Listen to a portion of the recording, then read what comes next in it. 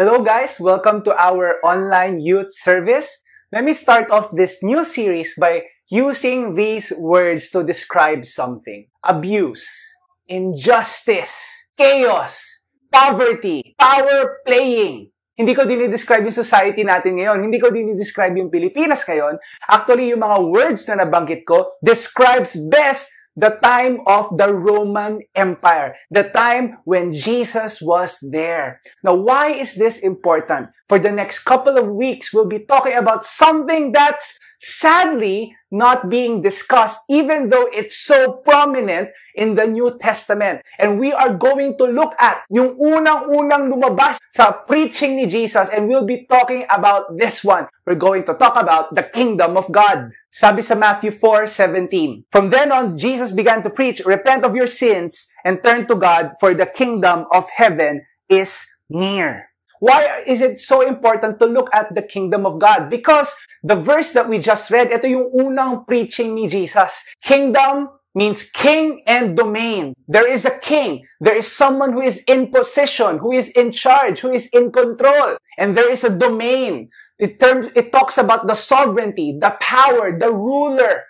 Okay, the area that it rules over. King and domain. Kingdom. So what is the kingdom and why is this so important? Because if you read through the Bible, yung New Testament, paulit-ulit yung maririnig na sinasabi to ni Jesus, the kingdom of God, the kingdom of God, the kingdom of God. And sadly, we don't hear that always because we have so many misconceptions about what the kingdom of God is. But what is the kingdom of God? The kingdom of God is where Jesus rules and reigns. Ibig sabihin, ang kaharian ng Diyos ay kung saan si Jesucristo ay nagahari sa bawat aspeto ng buhay natin. The kingdom of God is not about going to heaven. That's not what it is. Iba sa atin dito, iniisip natin yung pagiging Christian ay pag namatay na tayo, pupunta na tayong heaven. Okay, hindi tayo pupuntang hell, pupunta tayong langit, magiging happy tayo forever and ever. Is that wrong? No? Is that not true? Hindi ba totoo yun? Totoo yun, pero ang problema minsan kung ganun tayo mag-isip, ay iniisip lang natin ay yung kalangitan na mangyayari in the future, nakakalimutan na natin yung nangyayari ngayon sa kasalukuyan. Kaya nga maraming tao ngayon, walang paki sa nangyayari dito sa mundo natin o sa society natin kasi iniisip nila, heaven naman na ako eh, okay naman na ako eh. Yung heaven, para siyang dessert, hindi siya main course. At ang problema minsan, yung dessert, ginagawa nating main course. But the kingdom of heaven or the kingdom of God is not just about us going to heaven. The kingdom of God is also not the church. The church are the people of God, people who come together to be sent out. Victory is a church, but it is not the kingdom of God. The kingdom of God is not also a bunch of religious works. Minsan kasi iniisip natin pa nag-serve tayo sa church, yun na yung kingdom work. But the kingdom of God and the works for the kingdom goes beyond, lagpas, at hindi lang sa loob ng church. So what is the kingdom of God? Once again, the kingdom of God is where Jesus rules and reigns. Anong ibig sabihin nun? In fact, when Jesus came here on earth, yung kasalanan, kamatayan at ang demonyo naghahari-harian sa mundong ito. Pero nung dumating si Jesus dito sa mundong to, pinakita niya na wala yan lahat. When He died on the cross, kinuha niya yung kasalanan natin at kinuha niya yung lahat at siya yung namatay para sa atin. Tinalo niya yung demonyo sa cross. He made a public spectacle on them on the cross and He rose again from the dead. Pinapakita niya na indeed the kingdom of God is here. So ano ba tong kingdom na to? At paano ba to nag-ooperate? Yun yung titingnan natin in the next couple of weeks. And if we get this concept right, you would see that it still applies to our present day struggles. Most of the challenges that we see here is because we don't have a proper view of what the kingdom of God is. The kingdom of God is such a huge concept that Jesus uses parables. Ibig sabihin ng parables, yung pang-araw-araw na kwento nung panahon ni Jesus to describe or illustrate what the kingdom of God is. Okay, itong story na to, isa sa mga ginamit ni Jesus to describe what the kingdom of God is. Meron daw isang tao, isang may-ari ng lupain, lumabas siya at nagtanim siya. Okay, nagtapon siya ng mga seeds or buto. Okay, inaasahan niya tong lumago. Pagkatapos siya magtanim, natulog siya, kinabukasan, nagulat siya, nire-report ng mga tauhan niya, Boss, diba nagtanim ka? At yung tinanim mo, maganda yung buto, diba? Pero bakit ganun? Merong mga damo na tumubo at hindi lang yung tinanim mo yung tumubo. So sabi ng mga tauhan doon sa master nila, Sir, hugutin na ba natin tong damong to? Sabi ng boss, sabi niya, wag. Kasi pag hinugot mo, mahuhugot din pati yung tinanim ko. Hayaan mo silang tumubo pareho. At pag dumating yung harvest time, okay, sa panahon ng pag-aani, kunin natin yung mga damo, pagsamahin nyo, yung mga tinanim ko, pagsamahin nyo, lahat ng mga damo, tapon nyo para masunog. Yun daw yung sinabi na parable or story ni Jesus. Sabi sa Matthew 13 verses 37 onwards, He answered them, The one who sows the good seed is the Son of Man. The field is the world, and the good seed is the sons of the kingdom. The weeds are the sons of the evil one, and the enemy who sowed them is the devil. The harvest is the end of the age, and the reapers are angels.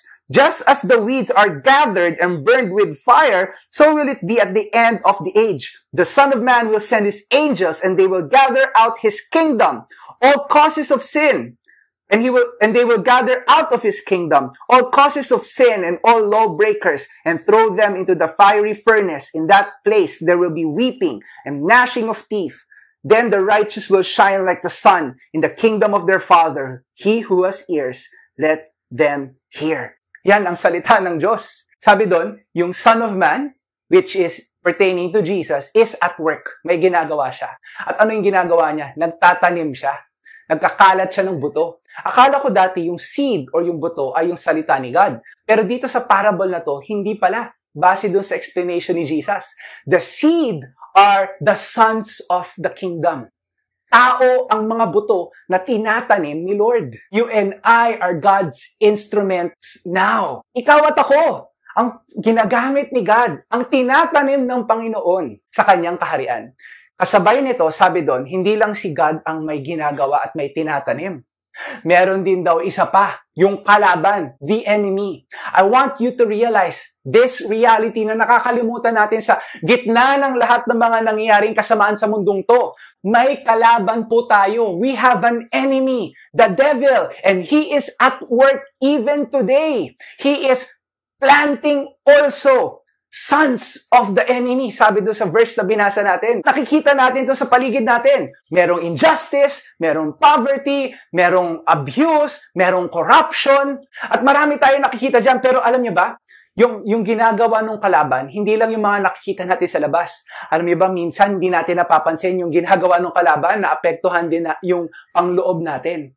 Pag napupuno tayo ng hate or muhi sa ibang tao. Pag nagka-cancel out tayo ng tao, pag yumayabang tayo at ayaw natin tanggapin na may mga mali tayo, yung work ng devil, yung work ng kalaban, nakikita sa labas at nakikita din sa loob.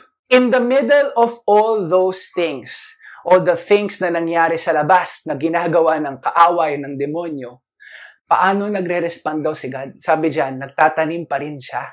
At sabi niya, hinayaan niya daw para yumabong o tumubo pa yung mga sons of the kingdom, pero syempre kasabay din nun, tumutubo din yung ginagawa ng kalaban. You see, God's instrument to fight evil in this world are the sons of the kingdom. Ikaw at ako. How does God respond in the middle of a world that's dark, full of corruption and injustice? The answer to that is that He puts Christians there. Minsan kasi gusto natin, Lord, ayusin mo. Lord, tanggalin mo. Lord, baguhin mo. Pero ang sagot ni Lord, sige, babaguhin ko yan at gagamitin ko ikaw. Doon tayo natatakot. Naalala ko ng isang beses, no, si Kuya Carlo Ople. This is sa mga digital influencers right now. He mentioned that he wants to change a particular industry. Sabi niya, gusto ko tong baguhin. At para baguhin ko to, kailangan pumasok ako doon. At doon ako maggagawa ng pagbabago. Enter from within and change it inside out. That's how God operates. When we look at our world today, huwag na tayo magpakalayo sa sariling lugar na lang natin. Mga bahay natin, pamilya natin, mga paaralan natin, sa kanya-kanyang mga eskwelahan natin. Alam ko ngayon, hindi pa tayo nakakapot ng school. Sige, tandaan mo na lang yung school mo dati. Kitang-kita naman na maraming problema sa loob nitong dalawang to. At minsan nagpe-pray tayo, Lord, baguhin mo, Lord, baguhin mo. At ang sagot ni Lord, yes, babaguhin ko yan at gagamitin kita. That is my field for you. Yan ang lupain ko. Yan ang aking pagtataniman at ilalagay kita doon because you and I are God's instrument. Napakadaling dumada sa labas, pero napakahirap baguhin kung saan yung field na binigay sa atin ng Panginoon. But I want you to know that's God's assignment for you and me. That is our mission field. Minsan ba, hinahayaan natin yung mga influences sa labas, yung mga bad influence sa labas na nakaka-apekto sa ating puso at pananaw? Mas marami ka pa bang nabasang Facebook posts na mga rants, na mga hate kaysa sa salita ng Diyos? Justice pa ba yan o hate na? Minsan kung di tayo maingat, no? Yung sons of the kingdom ang nangyayari, sumasanib sa sons of the devil. At nire-remind tayo ni God, hindi ka na ganun. You are sons of the kingdom and I have placed you there because that is how the kingdom of God works. One person at a time. Using people like you and me inside that field. Maraming field sa paligid natin. Lahat ng mga yon, God owns it. God reigns over it. Kaya nga nagtatanim siya ng mga tao doon because He owns those fields. Our task is to trust God because He is within us, that He will use us to make a difference in our field. Some stories, no, that I get reminded, isa sa mga organizations na pinagtrabahuhan ng aking asawa ay yung Right Start. It was started by a bunch of ordinary people, ordinary business people, a group of friends coming together because they have an intense passion and burden to help the underprivileged children of a particular area. In fact, yung asawa ko sobrang na-catch din tong vision niya na to, na talagang nag-work siya dito for around 2 years because she wants to make an impact in the lives of poor-stricken communities. It can be as simple as kung may kilala kayong negosyante or balang araw magiging negosyante ka, yung honest ka lang, yung nagpapasweldo ka ng tama, that is already kingdom work. And you're changing the field that you are already in. It gets me reminded, pag dumating yung araw, nagkaroon ka ng love life, at inalagaan niyo yung relationship nyo, inalagaan niyo yung marriage nyo, that is already kingdom work. And slowly, yun yung field na binigay sa'yo ni Lord, inaalagaan mo. It talks about friendships also, yung mga kaibigan natin, that we have friends, that we encourage one another. I get reminded of a couple that I know, si John at saka si Krina. They have this intense passion for those people who are human trafficked. Okay? Kaya ang ginawa nila, they decided to adopt a child. And not only that, they are also helping other people adopt someone because their vision is, if everyone, at least every Christian adopts one child, we are able to stop human trafficking. Imagine, yun yung field na binigay sa kanila ni Lord. And they're making a stand in that area. I get reminded of Tita Emmy, a senior citizen, passionate leader that we know, who goes to the hospital bago nagkaroon nitong COVID na to and constantly prays and preaches and encourages other people. Kasi yun yung field na naka-assign sa kanya. I get reminded of some lawyers that I know who takes pro bono cases. Ibig sabihin nun, they take on cases for free so that they can stand against injustice that's happening. I get reminded of medical doctors, okay? Medical students and doctors coming together to provide medical outreaches to help and serve those underprivileged communities. I get reminded of volunteer teachers who go to far places to advance education. I get reminded of people who are in the media and arts who create godly or at least value-forming content at hindi lang mga immoral at walang kwentang mga bagay. All of those things are kingdom work. And all of those things are not done inside the church. They are done outside the church, in the field. Wala pong field sa loob ng isang building. May nakita na ba kayong taniman na nasa loob ng building? Wala. The field are outside because God is assigning to us a particular field in our lives. Alam nyo, minsan nga, kung gusto natin baguhin ang mundo, kailangan natin maging excellent. The ministry of excellence. Sa mundo ngayon, napakadaling hindi maging excellent. Pero kung tamad ka, ayan. The ministry of excellence. And sometimes that is already in itself a countercultural thing. It starts also, the change that we want to see outside starts within our field. It starts off by being honest and not cheating in our exams. Galit tayo sa mga cheater at nanloloko sa labas, pero tayo nanloloko sa ating mga paaralan.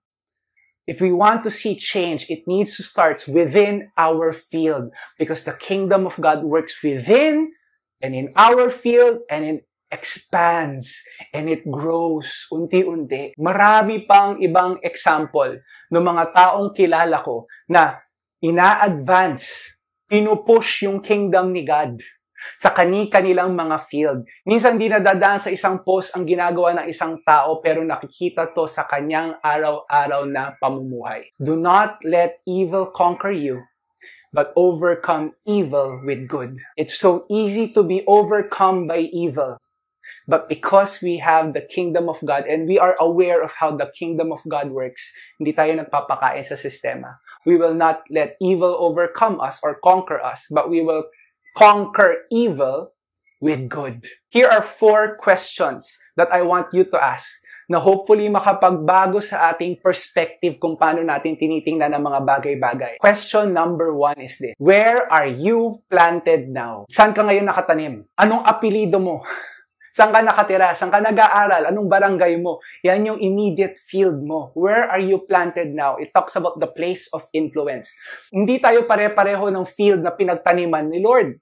May mga kilala akong kaibigan na mga doktor, nakatanim sila doon. May mga kilala akong kaibigan na mga business people, nakatanim sila doon. May mga kilala akong estudyante na nakatira sa ganitong barangay, nakatanim sila doon. Where are you planted now? Number 2, have you sought God's will? Tinanong mo na ba talaga si Lord? Napag-prayan mo ba to? Nagbasa ka ba ng Bible? Inuna mo pang basahin yung mga nasa social media kaysa sa salita ni Lord. Pag sinabi natin that have you sought God's will, ibig sabihin nun, talaga bang napag-prayan mo na? Or nakakalimutan na natin ang pag-pray?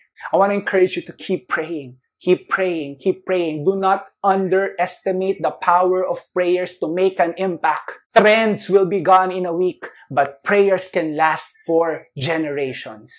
I want you to know na kung nilagay ka ng Panginoon sa field mong yan, meron siyang will and purpose dyan. Naalala ko, nung estudyante pa lang ako, na-realize ko na yung field of my responsibility ay yung aking pamilya kung saan ako nakatira dati. And I have to pray, Lord, anong gusto mong gawin ko dito sa family kong to? Anong kailangan kong baguhin? At totoo, minsan, sinasabi sa akin ni God, tigil mo na yung pagmumura. Tigil mo na yung pagsigaw sa magulang mo. Tigil mo na yung pagsabi ng mamaya na. Those are kingdom work. Alam ko hindi obvious, alam kong mahirap, pero kung gusto natin makakita ng pagbabago, that's how it is. Small, insignificant, but difficult tasks. First question, diba? Where are you planted now? Second question, have you sought God's will? Tinanong mo na ba si Lord? Number 3, what do you have? Anong resources meron ka? Alam ko iba sa atin dito, no? Bilang estudyante, sa ngayon, ang meron tayo ay internet, oras, at cellphone. Sapat na yan para makapaggawa ng pagbabago. Pero bago ka dumating dito sa pangatlong to, sana nauna mo munang gawin yung unang dalawa. Lord, nasan ba ako? At Lord, ano bang sinasabi mo sa akin? At Lord, ano bang meron ako? It talks about resources. And last but not the least, the 4th question to ask is this: how can I love? Paano akong magmamahal? Because the kingdom of God is a kingdom of love. How can I show love and not hate? How can I overcome evil with good? Sabi sa John 13, verse 35, by this, everyone will know that you are my disciples if you love one another. Si Martin Luther King Jr., isa sa mga human rights activists sa panahon ng sa Amerika, made this quote na malamang nakalimutan natin. Love is the only force capable of transforming an enemy into a friend. When we forget how to love, kahit sa dami pa ng alam natin, nakalimutan natin kung paano tayo tinawag ng Panginoon. Where are you planted now? Talks about the place. Have you sought God's will? Talks about us aligning ourselves to God. What do I have now? Or resources. Talks about what we have right now that we can use for God's glory. And how can I love? Talks about the motivation of this kingdom. I want to end with this. Alam niyo, magugulat tayo, no? Na yung nangyayari sa labas na kasamaan, Kung honest tayo sa sarili natin, nasa puso rin naman natin yan. Hindi ko na kailangan lumayo pa para aminin na meron din akong issue ng ganon. May mga issues in terms inside of us, anger, or minsan violence. Hindi man physically, pero sa utak, ang dami ng iniisip. In fact, the same evil on the outside exists in one form or another within. And I realized I have to be saved from my sins. Otherwise, paano ko magliligtas sa ibang tao? Paano ko tutulong sa ibang tao kung ako mismo sugatan? Kung ako mismo may problema? The plot twist of all is that the evil on the outside exists within. And yes, God plants us on the outside, but He also planted Himself inside of us through Jesus. And what did Jesus do to sinners like you and me? Sabi sa Romans 5, verses 6 onwards, "For while we were still weak, at the right time Christ died for the ungodly. For one will scarcely die for a righteous person, though perhaps for a good person, one would dare even to die." Sabi doon sa verse na yun, kung mabait ang isang tao, siguro merong gusto mag-sacrifice para sa kanya. Pero malamang sa malamang, walang matinong tao magsasacrifice sa isang taong hindi karapat-dapat, makasalanan at masama. At hindi sila yon, ako yun. Pero sa verse 8, anong sabi? "But God shows His love for us, in that while we were still sinners, Christ died for us." Christ died for us. We're not worthy. We don't deserve it. Pero minahal niya tayo. Kailangan ma-experience muna natin yung tinanim ni Lord sa puso natin, si Jesus. Ikaw at ako ang mission field ni Jesus. At paano nilabanan ng Panginoon ang kadiliman sa puso natin sa pamamagitan ng pagmamahal, sa pamamagitan ng kabutihan, sa pamamagitan ng biyaya or grace, sa pamamagitan ng kabaitan niya, goodness, mercy, love, sacrifice. He did that for us and is calling us to do that also to the field that you are planted in now. Who shapes you right now? Sino ang king sa buhay mo? Yung nangyayari ba sa labas? Yung emosyon mo ba sa loob? O ang Panginoong Hesukristo? Is Jesus the King, the Lord of your life? That's a question we need to ask. I want to take this time to pray for all of us here. I believe God is telling us to repent. Ibig sabihin ng repent, talikuran na natin yung mga maling paniniwala at maling hinahawakan o pinanghahawakan natin. Repent and turn to God. Turn away from everything Bible calls sin and align back to God. Yung repent is a military term. Pinapatawag tayo ng hari natin kasi may mission tayo. Balik, balik, balik. And I believe today God wants you to do that. I want you to repent. God has put a burden in us to make change to the people around us. But it starts not with force, but by repenting. Lord, we're sorry. Lord, sorry kasi minsan nagpapakain kami sa evil. Lord, sorry kasi minsan inuuna namin yung mga nasa labas kaysa sa inyo. Lord, sorry kasi nawala na yung love, nawala na yung grace, nawala na yung mercy sa buhay namin. Nakalimutan namin yung love, yung grace at mercy na patuloy mong binibigay sa amin, Lord. Lord, we're sorry. Lord, ngayon pa lang, God, I pray that there's just going to be an alignment in our hearts. People will come back to you as their King. Lord, I pray even today, for some of you here, naglagay si Lord ng burden, yung talagang passionate desire lang to make an impact. That's good. But there is a way to do that. Not as a son of evil or son of the enemy, but as sons of the kingdom. There is a kingdom way. And I want to pray over you. Kung ikaw yun na may burden to do change wherever you are right now, in your field, in your family, in your school, or whatever, I want to pray for you right now. Lord, I pray that the Holy Spirit will put in our hearts a conviction that there is a way to engage in this warfare. That the battle is not against flesh and blood. Okay, hindi lang to basta tao sa tao, pero meron kaming kaaway na kinakaharap. At hindi tao yon, yung demonyo yon, and the spiritual forces. And I pray, God, that we won't stop praying. Lord, you would put in our hearts a burden to pray. Lord, we even ask today for a hunger for you. Lord, na matuto kaming mapakinggan yung utos ng aming general, our King, before we even go outside for war. Lord, maraming salamat, God. In Jesus' name, amen and amen. If you need any prayers, pwede kayong mag-PM. But I want you to stay. We'll just take this time to worship God. And I want you even today to ask God to do a work sa puso mo. Na baguhin niya yung puso mo. Na punuin niya ulito ng pag-ibig niya, ng biyaya niya, ng kabutihan niya, ng kanyang awa, love, grace, mercy, peace, kapayapaan niya, so that we are able to face the world that is outside.